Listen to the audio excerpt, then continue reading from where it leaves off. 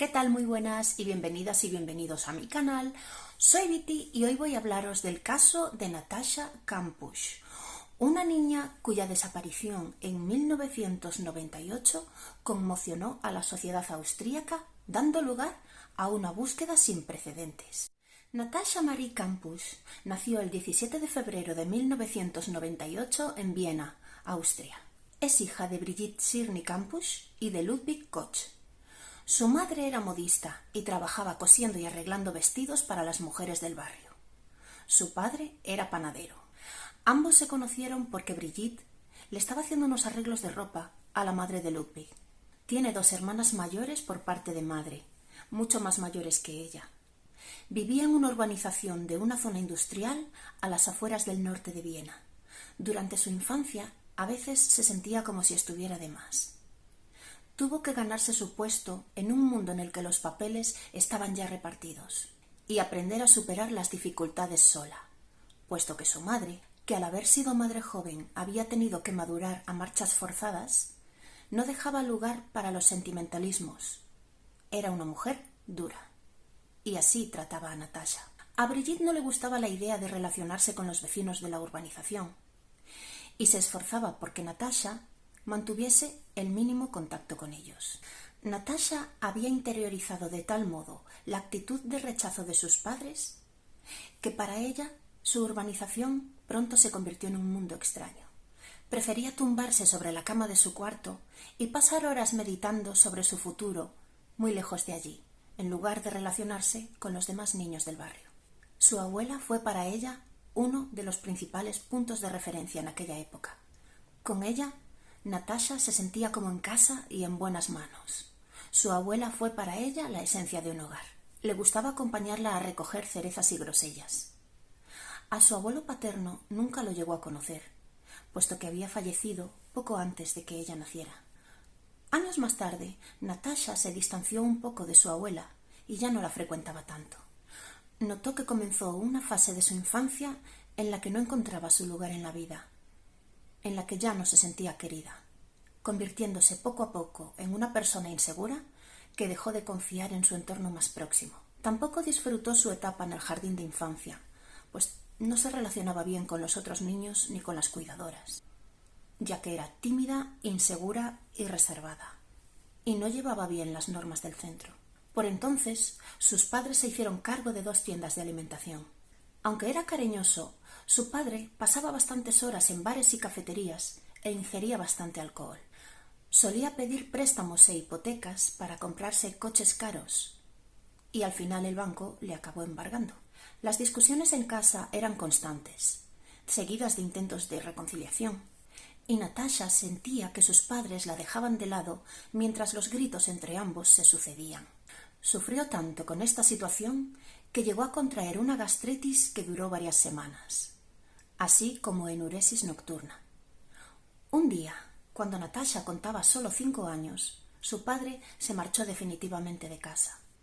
Su madre, a pesar de quedar muy afectada por la situación, se tragó su dolor como pudo y exigió lo mismo a Natasha, castigándola si mostraba lo que ella consideraba como debilidad y olvidando que era solo una niña pequeña.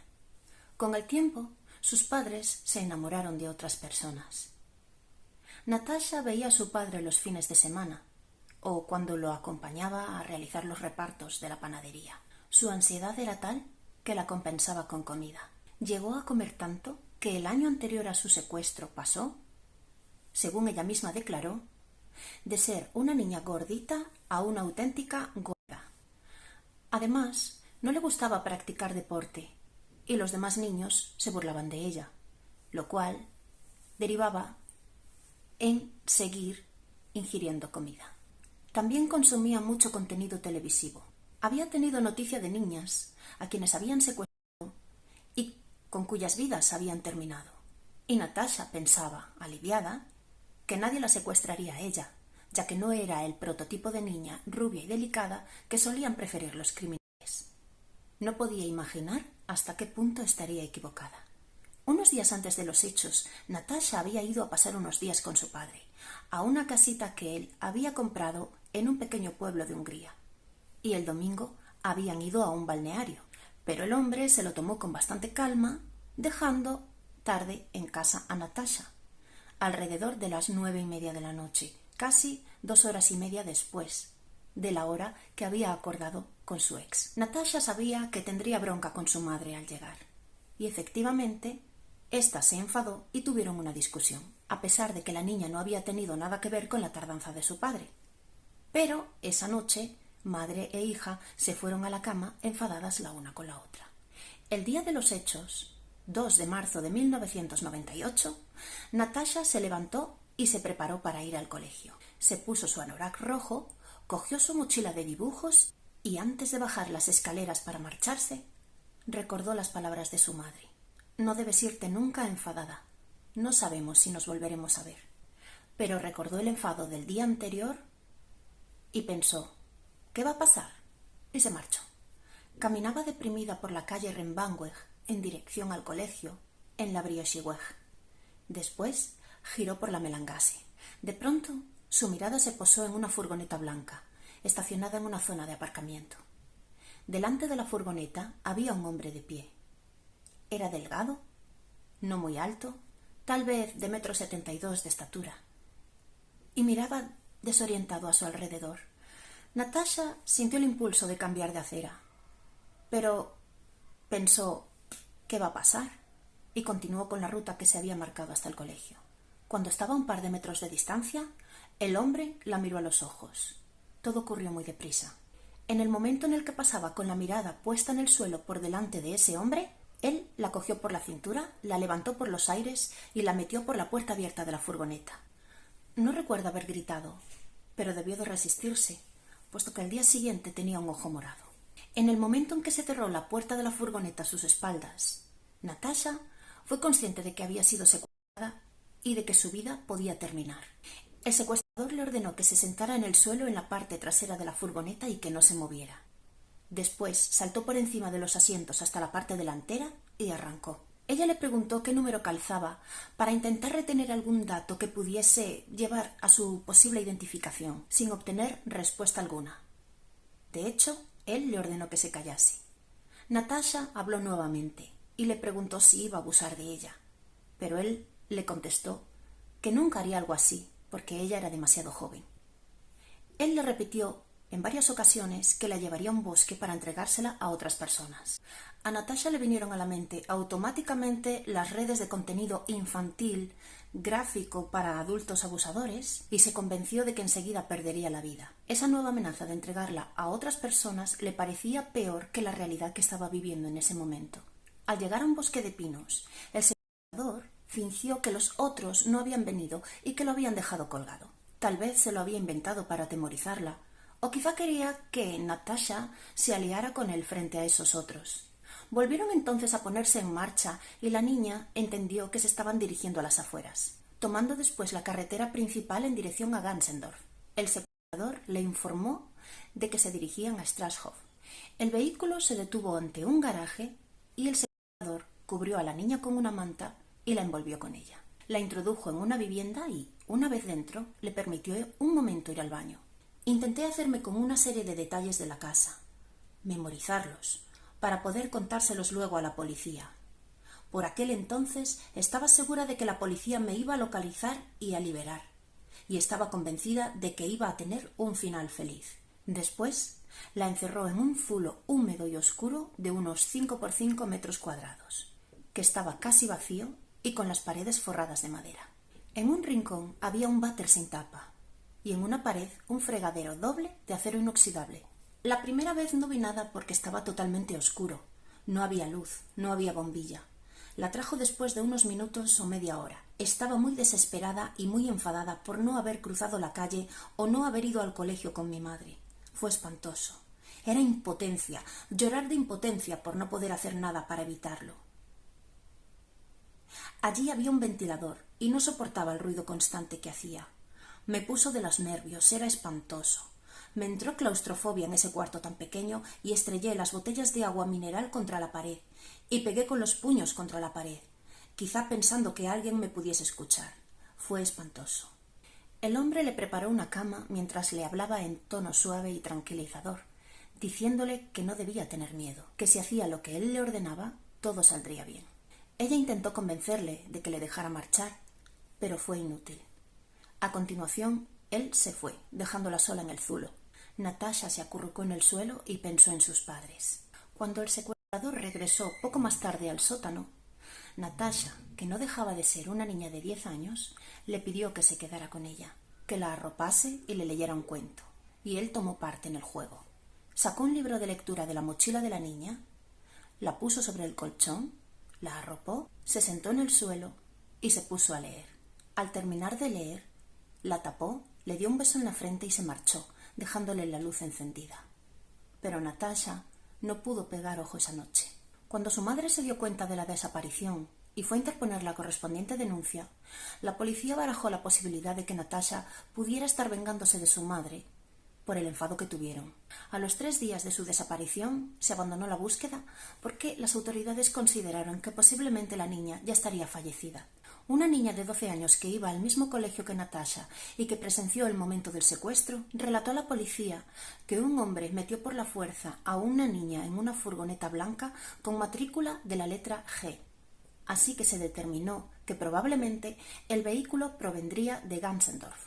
Se revisaron alrededor de 700 furgonetas blancas, entre las cuales estaba la del secuestrador. Pero cuando fue entrevistado por los agentes, afirmó con toda tranquilidad que el día de los hechos había estado toda la mañana en su casa, trabajando en una reforma que se encontraba realizando a la vivienda, y que usaba la furgoneta para trasladar los escombros. Lo afirmó con tal seguridad que los agentes, al no contar él con antecedentes penales, le creyeron y lo descartaron. Se barajó la posibilidad de que la niña hubiese sido secuestrada para formar parte de una red de trata de personas o de tráfico de órganos. Incluso se pensó que podía haber sido víctima de un conocido criminal serial. Los padres de Natasha también fueron investigados. ¿Pero quién era el secuestrador? Se trataba de Wolfgang Priklopil, un técnico de comunicaciones austríaco nacido el 14 de mayo de 1962, en Viena, Austria. Durante su adolescencia padeció acoso escolar. En 1989 trabajó para la multinacional Siemens instalando líneas telefónicas, pero fue despedido un par de años después. Se le describió como una persona solitaria y misógina. A Natasha le dijo que había pedido un rescate a su familia, pero que ésta no había querido pagarlo. Así que entonces su dueño era él. Le puso una serie de normas, entre ellas que debía llamarlo maestro o señor, norma que Natasha no acató, para la exasperación de éste. Durante los primeros 6 meses la niña no pudo salir del sótano. Su captor la lavaba en una palancana como si fuese un coche sin segundas intenciones. Posteriormente empezó a dejarla subir al piso de arriba. La obligaba a limpiar la casa prácticamente desnuda y mirando al suelo. De vez en cuando la dejaba tomar algún baño. Solía filmarla ligera de ropa realizando las tareas de limpieza y bailando. Solía hablar con admiración de Adolf H., el desencadenante del Holocausto judío. Al pasar de los meses, Natasha, que necesitaba consuelo, le pidió que le diese un abrazo. Al cabo de un par de años de su captura, Priklopil le proporcionó un aparato de radio. También le suministró libros y la educó. El vínculo entre ellos se iba tornando complejo y difuso. Cuando él se enfadaba, solía castigarla dejándola a oscuras y sin comer. También le chillaba a través de un intercomunicador que había instalado en el zulo, impidiéndole dormir. Sin embargo, también celebraban juntos las Navidades, los cumpleaños y Semana Santa. En estas ocasiones, Priklopil le hacía regalos, como libros o huevos de Pascua, entre otras cosas. También le proporcionaba series y películas para que se distrajera en su encierro. Al cabo de unos años, le permitió pasar unos momentos en el jardín de la casa, al aire libre. Si alguna vez a Natasha se le ocurría mencionar la posibilidad de escapar, él le decía que acabaría con su vida y con la de las personas que la ayudasen. También afirmaba que se quitaría a sí mismo de en medio. En una ocasión en la que la madre de Priklopil lo visitó, vio en su ropa un caballo rubio de Natasha. Ella le preguntó si tenía novia. Él lo negó. A partir de entonces, rapó el cabello de Natasha. Cuando Natasha entró en la pubertad, cuando cumplió 12 años y tuvo la primera menstruación, Priklopil la trató como si fuera una apestada. La golpeaba, le propinaba patadas y la agredía íntimamente. Incluso la malnutría para que no se desarrollase como adulta. También daba la impresión de querer prepararla para convertirla en su mujer. Cuando las tareas de la casa que él le obligaba a realizar no estaban de su gusto, le hundía la cabeza en el fregadero apretándole la tráquea, hasta que, en alguna de estas ocasiones, ella perdía el conocimiento. A partir de sus 14 años, Natasha fue llevada al dormitorio de Priklopil y obligada a dormir con él. Con una abrazadera, lo ató a él por la muñeca para evitar que escapara y posteriormente le pidió que lo abrazase hasta quedarse dormido. A los 15 años ya pasaba más tiempo fuera del zulo, pero la paranoia de Priklopil aumentaba, temiendo que Natasha escapara. Los trabajos forzados se volvían cada vez más exigentes y los castigos más extremos. Llegó a golpearla 200 veces en una semana. En algunas ocasiones la chica trató de quitarse la vida, a veces estrangulándose con prendas de ropa y en otra ocasión cortándose en la muñeca con una aguja de ganchillo. En otra ocasión acumuló en la placa de la cocina algunos papeles y cartones. Se tumbó en su cama y esperó a irse desvaneciendo poco a poco al inhalar el humo. Pero al cabo de un rato, su instinto de supervivencia surgió y se dispuso a dispersar la humareda. Priklopil, posteriormente, la hacía sentir culpable, reprochándole que quisiera abandonarle y que abusase así de su confianza. La voluntad de la joven para escapar se iba viendo mermada. El secuestrador incluso trató de borrar su identidad y su pasado, diciéndole que ahora su familia era él, y le impuso el nombre de Viviana. Natasha, en su diario, escribió lo siguiente: puñetazos brutales en la cabeza, el hombro derecho, la tripa, la espalda y la cara, así como en los ojos y en los oídos. Ataques de rabia incontrolados, imprevisibles, repentinos. Gritos, humillaciones, empujones por la escalera, intentos de estrangularme, sentarse encima de mí y taparme la boca y la nariz, ahogarme, sentarse en mi codo, apretarme con la rodilla en la muñeca, apretarme los brazos con las manos. Tengo en los antebrazos hematomas con la forma de sus dedos y arañazos y rasponazos en el antebrazo izquierdo. Se sentaba sobre mi cabeza o me golpeaba, arrodillado sobre mi espalda, la cabeza contra el suelo. Esto varias veces y con todas sus fuerzas hasta que yo sentía dolor de cabeza y mareos. Luego, una lluvia incontrolada de puñetazos, lanzamiento de objetos, golpes brutales contra la mesilla, etc. Cuando su cabello volvió a crecer, él le permitió teñírselo de rubio con agua oxigenada, porque era para él el ideal de mujer, sumisa, trabajadora, rubia. Su obsesión por vigilarla era tal que llegó a retirar la puerta de todos los baños de la vivienda. Un par de ocasiones, Priklopil la empujó desnuda por la puerta de la vivienda y le gritó: «¡Venga! A ver lo lejos que llegas con esa pinta. ¡Corre! ¡Sal corriendo!». También solía decirle: «¿A dónde vas a ir si te escapas? Nadie te quiere. Volverías a mí arrepentida», no sin dejar de recordarle una y otra vez que acabaría con la vida de aquel que fuera testigo casual de su intento de huida. También menoscababa su autoestima diciéndole cosas como: «Mi madre lo hace 10 veces más deprisa», «Mira, el aceite está demasiado caliente, vaca estúpida», o «No montes tan gruesas las patatas, menudo derroche». Unos días más tarde la llevó con él a la droguería del pueblo. Le había prometido que podría escoger algo bonito. Antes de entrar le recordó sus amenazas. Natasha en la tienda sentía su respiración detrás de ella y se imaginaba que él iba detrás apuntándola con un arma. Eligió un tubo de rímel y un frasco de aceite de menta. Cuando la cajera le dio los buenos días a Natasha, ésta se estremeció. Hacía más de 7 años que nadie se dirigía a ella. Ni se le pasó por la cabeza pedirle ayuda. No quería ponerla en peligro. En los días siguientes, los malos tratos aumentaron. 7 años tras la captura, Priklopil llevó a Natasha a esquiar. Hacía mucho tiempo que ella no convivía con otras personas, pero estaba demasiado atemorizada para atreverse a pedir ayuda. En esa salida a la nieve, entró en un cuarto de baño público en el que vio a una mujer. Intentó hablarle, Pero la mujer, que era una turista holandesa, sonrió y se marchó. No la había entendido. Ya con 18 años, Natasha tuvo que trabajar en una obra que organizó Priklopil para la posterior venta de una propiedad a manos de este y su socio. Acarreó muebles, retiró moqueta, puso un enlosado, quitó el papel de pared, pintó y emplasteció paredes, etc. Un día, un desconocido irrumpió de pronto en la vivienda. Era un vecino que venía a darles la bienvenida. Priklopil lo echó seca y rápidamente de allí.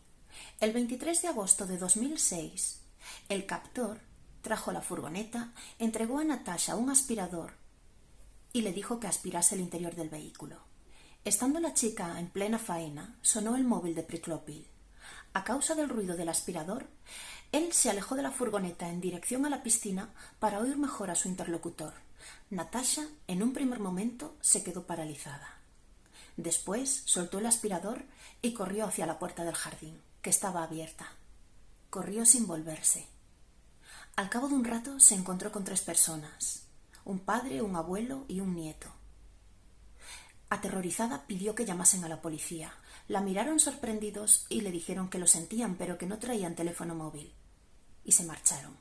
Se quedó parada, dudando sobre qué hacer.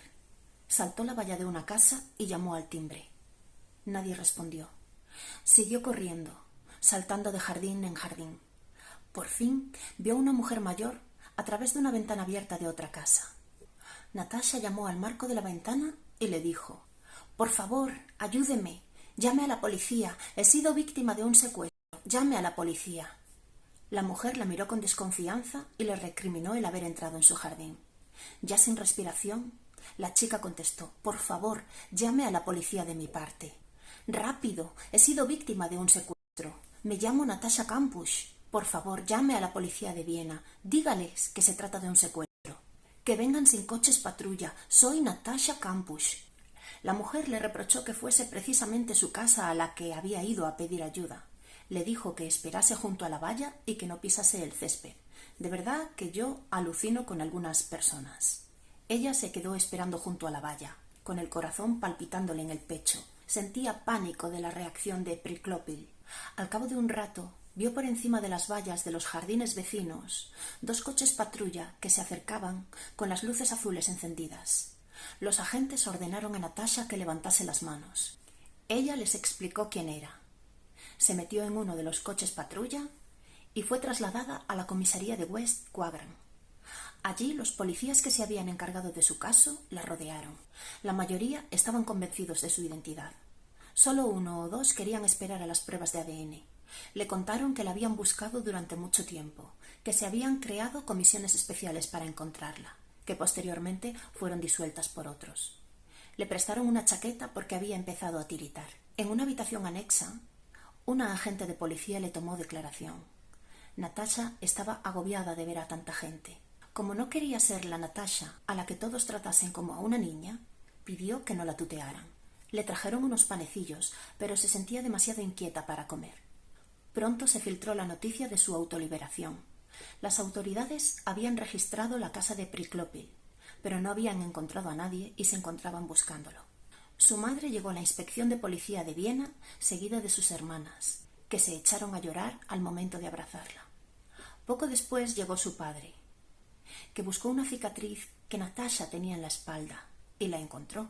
Se puso a llorar y su hija con él. Posteriormente, Natasha concedió algunas entrevistas relatando las experiencias de su cautiverio, aunque llegó a admitir a la agente que le tomó declaración que había mantenido relaciones íntimas con su captor. También aclaró que las había mantenido de manera voluntaria, no queriendo ahondar mucho más en el tema, aspecto que, junto a otros, desató críticas y habladurías por parte de la gente, que alegaba que Natasha había sido cómplice del secuestrador, que había más implicados en el secuestro, que la familia de la niña estaba compinchada, etc. También corrió el rumor de que había podido dar a luz a un bebé fruto de las relaciones mantenidas con su secuestrador y posteriormente se habría deshecho de él. Esto, obviamente, es un rumor que no se ha contrastado, pero llegó a comentarse. También criticaron que cobrase por las entrevistas y la acusaron de estar lucrándose a costa de su captura. ¿Está leyendo usted todo lo que se está publicando en los periódicos sobre el caso Natasha Kampusch? En principio, no quiero dedicarme a ver todas esas calumnias, humillaciones. Sería demasiado. Natasha se sintió incomprendida y sin autoestima, y se recluyó para practicar sus pasatiempos favoritos a la vez que iniciaba un tratamiento psicológico para tratar sus traumas. Su padre abrió una cuenta bancaria para reunir donaciones para costear este tratamiento para su hija, y en muy poco tiempo se reunieron importantes cantidades. La joven escribió un libro titulado 3096 días, que por cierto me he leído, y años después publicó una segunda parte titulada 10 años de libertad. Se filmó una película que llevaba el mismo nombre que su primer libro, y salieron otros filmes inspirados en el caso, como la película La mujer de Iván o la serie La verdad. En 2008 presentó un magazine televisivo en el que realizaba entrevistas. Los padres de la chica escribieron sendos libros también, y en el caso del padre ponía en duda la versión de su hija, algo que Natasha nunca le perdonó. El gobierno austríaco le cedió la vivienda en la que estuvo cautiva, aunque como una parte pertenecía a la madre de Priklopil, la joven se la compró, adquiriendo también la furgoneta que se empleó para su secuestro, con el fin de que los escenarios de su cautiverio no se convirtiesen en visitas guiadas para los fans del morbo. Y hasta aquí llegamos al final del caso de hoy, el caso de Natasha Kampusch. Espero que os haya resultado interesante la historia de Natasha. Yo creo que el público fue en parte, claro, porque no todos, bastante injusto con ella. Y también quiero aprovechar para recomendaros que os leáis su libro. El de 10 años de libertad no lo he leído, no he tenido todavía la oportunidad, pero no descarto hacerlo. De hecho, me gustaría, porque la historia de Natasha me parece interesante, me parece impactante, y le mando todo mi consuelo, esperando que actualmente pueda ser feliz. Pero bueno, no obstante, voy a leeros la sinopsis del libro, aunque ya la conocéis y os la he resumido todo lo que he podido para este vídeo. Dice así: con este libro he intentado cerrar el capítulo hasta ahora más largo y oscuro de mi vida. Siento un gran alivio al haber encontrado palabras para expresar todo lo inexpresable, lo contradictorio. Verlo escrito me ayuda a mirar hacia adelante con confianza, pues todo lo que he vivido me ha dado fuerzas. He sobrevivido al cautiverio en el Zulo, me he liberado a mí misma y me he mantenido firme. Sé que también puedo llevar una vida en libertad, y esa libertad empieza justo ahora, 4 años después del 23 de agosto de 2006. Solo ahora puedo poner fin a todo aquello y gritar: soy libre. Os mando un saludo, esperando que el vídeo os haya gustado. Seguidme en redes sociales y hasta el próximo. Chao.